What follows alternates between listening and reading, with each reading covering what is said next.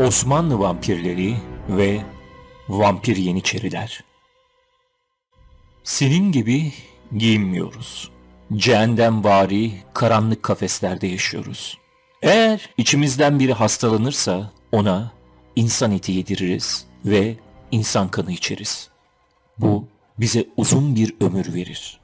Bu yüzden yaklaşık 300 yıl yaşarız.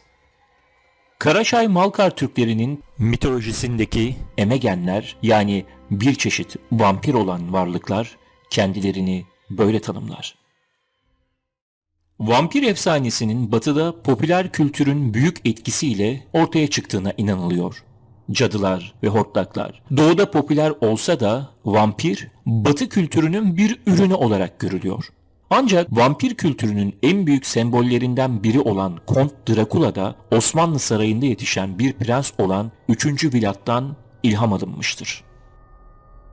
Bilinenin aksine Profesör Doktor Salim Fikret Kırgı, Osmanlı Vampiri Söylentiler, Etkileşimler, Tepkiler adlı kitabında vampir hikayelerinin Osmanlı'dan batıya yayıldığını kaynaklarla iddia ediyor. Ayrıca bu konu üzerinde Profesör Doktor Salim Fikret Kırgı, Budapeşte'deki Orta Avrupa Üniversitesi Karşılaştırılmalı Tarih bölümünde Osmanlı toplumunda vampir inancı üzerine bir tez de hazırlamıştır.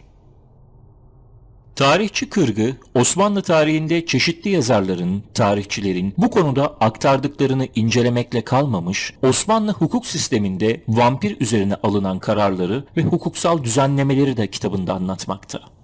Geçmişin söylencelere dayanan bu korku dünyasında bu metafizik varlıklarla ilişkin çok sayıda anlatı var. Neredeyse değişmeyen ilk kuralsa vampirlerin aslında doğa kanunlarına karşı gelerek yaşama dönen ölü insanlar olmaları. Aslında kan emme bütün vampirlerin ortak özelliği değil. Bu daha çok sonraki yıllarda eklenmiş bir özellik. Fakat kurgusal vampirlerin yok edilme özellikleri en başından beri hemen hiç değişmiyor. Bütün söylencelerde ve popüler kültür yayınlarında her vampiri yok etmenin kesin yolu olarak onu yakmak gösteriliyor. Osmanlı İmparatorluğu'nda konuşulan çeşitli dillerde vampir, upir, obur, Wayklos, Strigoi, hortlak, cadı, tecz, meçhey gibi değişik isimler ile anılıyor. Bu isimler altında vampir söylenceleri Doğu ve Orta Avrupa, Trakya, Karadeniz ve Ege bölgelerinin halk kültürlerinde ve çeşitli yazılı kaynaklarında geçiyor. Aslında bugünün kurgusal vampirlerinde öncülük eden bu folklorik vampirler Profesör Doktor Salim Fikret Kırgı'nın aktardığı gibi 15. ve 18. yüzyıllar arasında Osmanlı sınırları içerisindeki bu bölgelerde doğuyor. Batıdaki kurgusal vampirlerin kaynağının Osmanlı'dan, daha sonra özellikle Rum, Ortodokslarda görülen vampir söylenceleri üzerinden batıya yayıldığı iddia ediliyor. Vampirlerin doğduğu toprakların o dönemin Osmanlı toprağı olması nedeniyle inanış Rum, Ortodoks kökenli olsa da birçok açıdan Osmanlı Devleti ve bölge halkıyla iç içe geçmiş bulunuyor. Öyle ki vampir avcılığı makamında Hristiyan vampirler için Müslüman, Müslüman vampirler için Hristiyan vampir avcıları tercih ediliyor. İç içe geçmiş bu kültürlerde vampirler kimi zaman cadı, kimi zaman obur, kimi zaman ise gulyabani oluyor. İslam'a göre kabir azabı çekiyor, Hristiyanlığa göre ise aforoz edilen kişi ölümden sonra tekrar ayağa kalkıyor. Üstelik vampirleri yok etmek için kullanılan birçok yöntem de Osmanlı kayıtlarında görülüyor. Bunlar cesete kazık çakma, sönmemiş kireç dökme ve yakma olarak belirlenmiş. Üstelik vampir isminin de Türkçe dil grubundan bir isimden türetildiğine ilişkin dil bilimcileri arasında genel kabul gören bir inanış da var. Oburun da bu kök sözcükle ilişkili olması kuvvetle muhtemeldir. Ancak Türki dillerden Slav dillerine geçişin Çuvaşça veya Tatarca başka bir sözcük yoluyla olduğu düşünülmektedir. Bu teoriye dayanarak vampir kelimesinin kökeni çeşitli sözlerde Türkçe olarak verilir. Ancak kastedilen Osmanlı dönemindeki inanışlar ya da Balkanlardaki Osmanlı hakimiyeti döneminde Türkçeden Slav dilleri yönünde gerçekleştirilmiş bir sözcük transferi değildir. Obur, uper, Upır ya da orijinal terim her neyse 11. yüzyılda Avrasya steplerinden Doğu Slavları ve Orta Asya Türkleri arasındaki münasebetleri sırasında Türki dillerden Slav dillerine geçmiş olabilir. Ancak en önemlisi Osmanlı kayıtlarında vampir ile nasıl mücadele edilebileceğine ilişkin hukuki metinler, diğer adıyla vampir fetvalarının varlığı. Ayrıca Evliya Çelebi gibi yazarların ilk Müslüman vampirlerden bahseden birinci elden anlatımları bu konudaki temel kaynakları oluşturmakta. Evliya Çelebi'nin seyahatnamesinde mezardan çıkan vampirlerin nasıl tespit edildiğine ilişkin gözlemleri aktarmakta. Ölü sahipleri obur tanıtıcılara mal verirler. Beraber önceden ölmüş olanların mezarlarına giderler ve hangi oburun geceliğin kabrinden dışarı çıktığını bozulmuş toprağa bakarak anlarlar. Hemen halk üşüşüp oburun mezarını kazar ve ardından görürler ki hangisinin gözleri kan dolu taslara dönmüş ve yüzü insan kanı içmekten kıpkırmızı olmuştur. Osmanlı'da vampirler konusunda en açık ve temel metinler Kanuni Sultan Süleyman döneminin ünlü Şeyhülislam'ı Ebu Suud Efendi'nin verdiği vampir fetvalarıdır. Osmanlı'nın bu en ünlü Şeyhülislam'ı daha çok Aleviler ve Yezidiler başta olmak üzere farklı inanışlar üzerine verdiği katli vaciptir fetvaları ile tanınır. Uzun süren Şeyhülislamlığı döneminde Ebu Suud Efendi on binlerce fetva vermiştir. Bazı kimseler fevt olup deft olunduktan sonra kabrinde kefeninin yırtıp azasına kan gelip bedenini humret itaata etmiş bulunsa da bu veç üzerine olmasına bir sebep var mıdır? Osmanlı'nın bilinen ilk vampir fetvasının ilk satırları bu şekildedir. Trakya bölgesindeki halk Şeyhülislam Ebu Suud Efendi'ye sorduğu bu soruyla bir bakıma dönemin sade folklorik vampir tanımı yapılmaktadır. Bu soruda vampiri kabul eden ama Müslüm adında ise zararı olmaz diyerek halkı geçiştiren Ebu Suud Efendi daha sonraları halkın vampirlerle nasıl başa çıkacağı yönünde fetvalar verecek ve bir bakıma resmi tarihin ilk vampir fetvasını ortaya çıkartacaktır. Ebu Suud Efendi'nin özellikle Balkanlardaki vampir vakaları üzerine de çeşitli fetvalarının olduğu görülür. Bu fetvaların bazılarında Ebu Suud Efendi vampir vakalarının daha çok Hristiyan Rumlar arasında görüldüğünü tespit ederek Müslümanları ilgilendiren bir yanı olmadığını savunur. Yani vampir olaylarının gerçekliğini kabul ederken bunun daha çok Hristiyanlara dadanan bir bela olduğunu söyleyerek yapılması gerekenler üzerine bir fetva vermez. Ancak aynı olayların daha az olmakla birlikte Müslüman köylerde de görülmesi üzerine yapılması gerekenler konusunda daha ayrıntılı fetvalar yayınlar. Çünkü vampir söylentileri bazı köylerin boşaltılmasına yol açmaktadır. O dönemde verilen bir fetvada köylülerin kadıya başvurarak mezarlıktan çıkan bazı vampirlerin ev sahiplerini dışarı çağırarak öldürdükleri iddia edilir. Bunun üzerine vampirlere ne yapılması gerektiğine ilişkin Edirne Kadısı bir hukuksal süreç başlatmıştır. Konuyla ilgili olarak Ebu Suud Efendi'nin mezar kazıp, kazık çakma, kafa kesme ve ceset yakma uygulamalarını sağlık veren vampir fetvaları gündeme gelmiştir. Ancak Edirne Kadısı bahsedilen yöntemlerin sadece gayrimüslim vampirlere uygulanabilir olduğunu düşünüp kritik bir hata yapmamak için üst otoriteye danışma ihtiyacı duymuştur. Ebu Suud Efendi bunun üzerine Edirne Kadısı'na gönderilen çavuşla beraber güvenilir bir naibi Bıyıklı Ali'nin mezarına yollamasını, eğer ikisinin de teftişlerinden sonra alametler hakkında hemfikir olurlarsa yok etme kararının fetvalarda anlatıldığı gibi uygulamalarını söylemiştir. Vampirler konusunda çıkan çeşitli söylentilere ve başvurulara rağmen dönemin kadılarının ceset yakma uygulaması konusunda çekinceli davrandıklarını belirtmek gerekir. Bunun temel sebebi ise bütün uzuvları yakılarak cenazelerin cennet ya da cehenneme gitmelerinin önünün kapanacağı şeklindeki İslami inanıştan kaynaklanıyor olması muhtemeldir.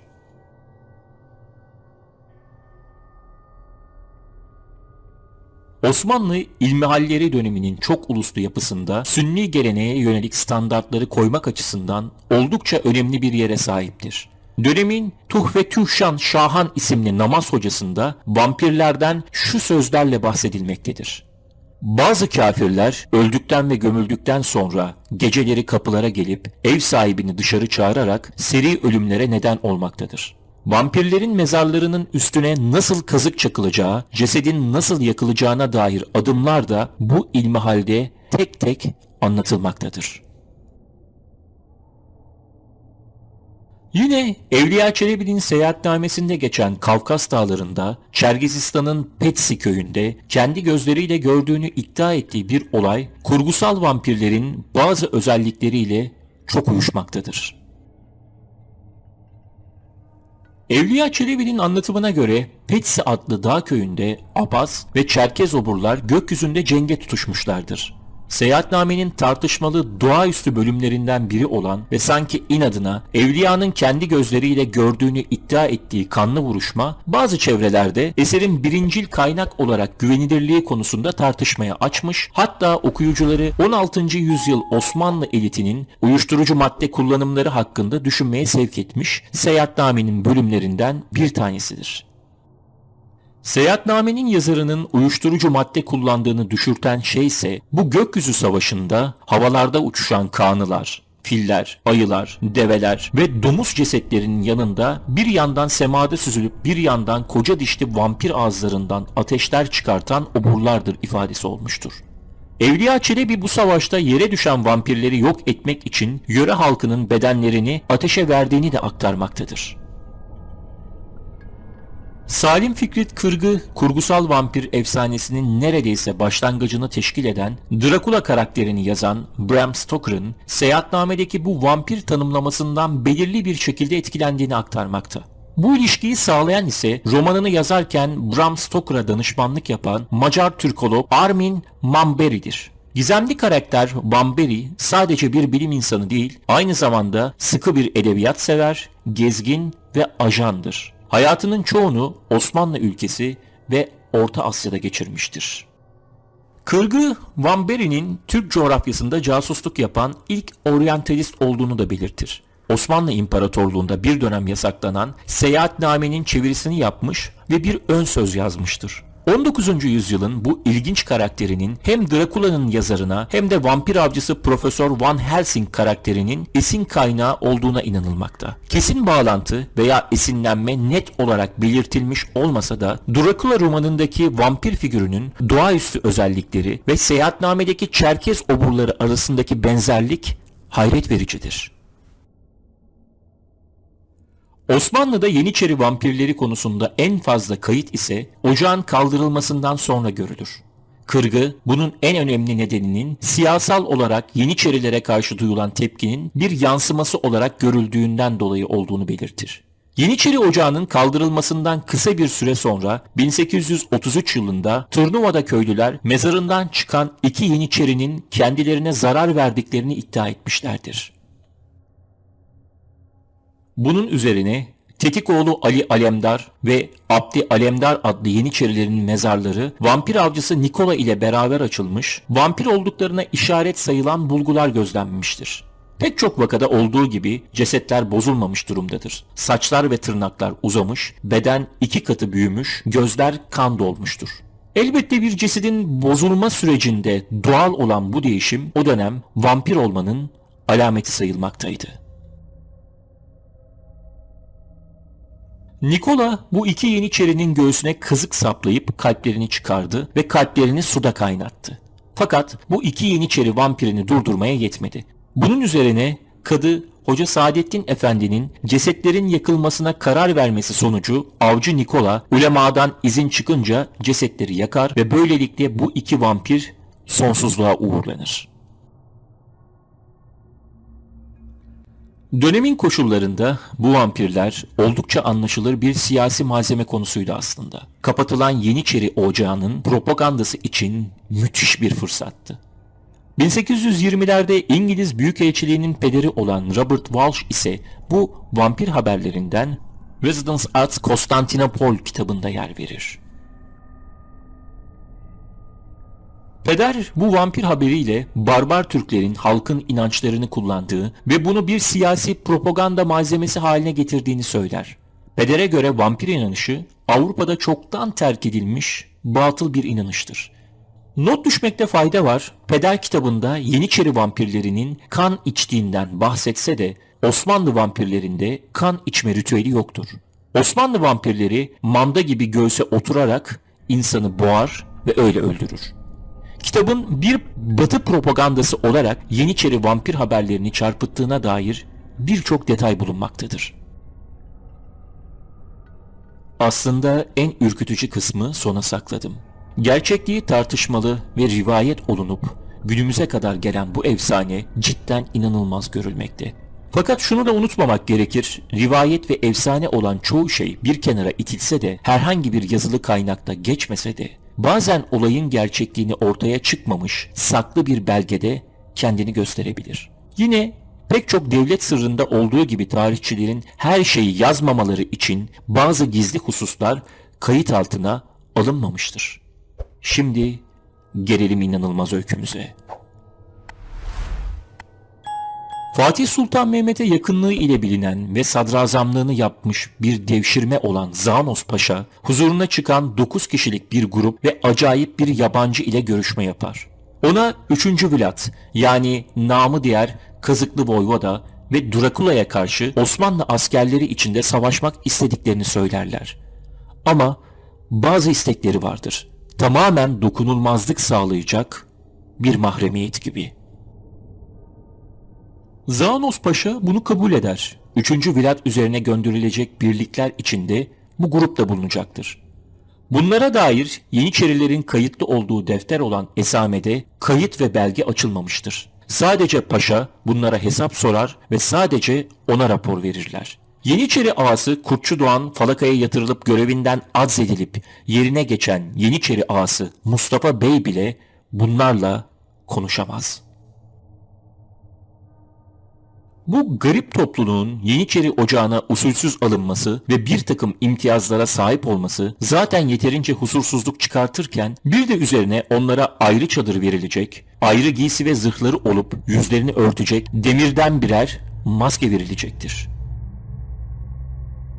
Gece gibi siyah bir kıl çadırda kalıp çoğunlukla güneşin batımına yakın zamanlarda çadırlarından çıkıp kendileri haricinde kimseye konuşmazlar. Kendi aralarında garip bir dil konuşurlar ve kimseler anlamaz. Yemek çadırına gelmez ve maskelerini asla çıkarmazlar.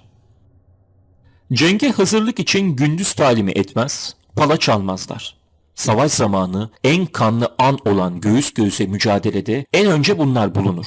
Daha sonra gerilere çekilip korkunç katliamlar yaparlar. Hatta bazı Yeniçeriler bunların kılıçlarını kullanmadan elleriyle düşmanlarının kafalarını ve kollarını tıpkı armut sapı koparır gibi kolayca kopardıklarına şahit olmuşlar ve korkunç kuvvetlerini görmüşlerdir.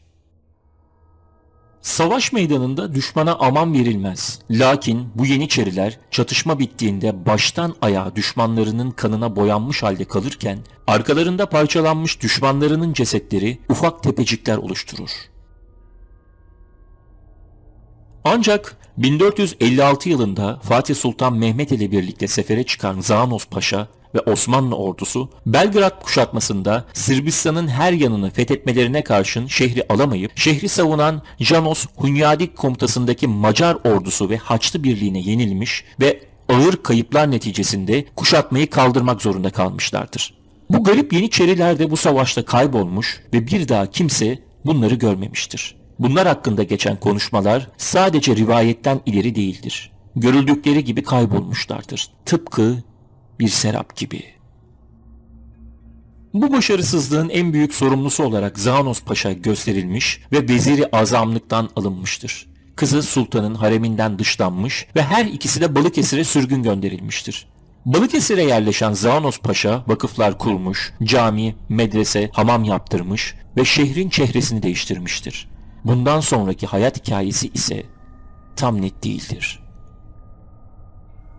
Popüler kültürün en önemli korku simgelerinden biri olan vampirlere kaynaklık eden bu folklorik vampir öyküleri ile günümüz dünyasındaki vampir imkesinin tarihini oluşturan geçmişini görmemezlikten gelmemeliyiz.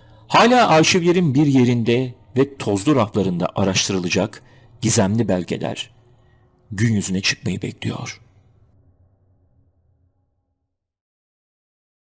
Videolarımızın devamı ve kanalımızın gelişmesi için abone olmayı unutmayın.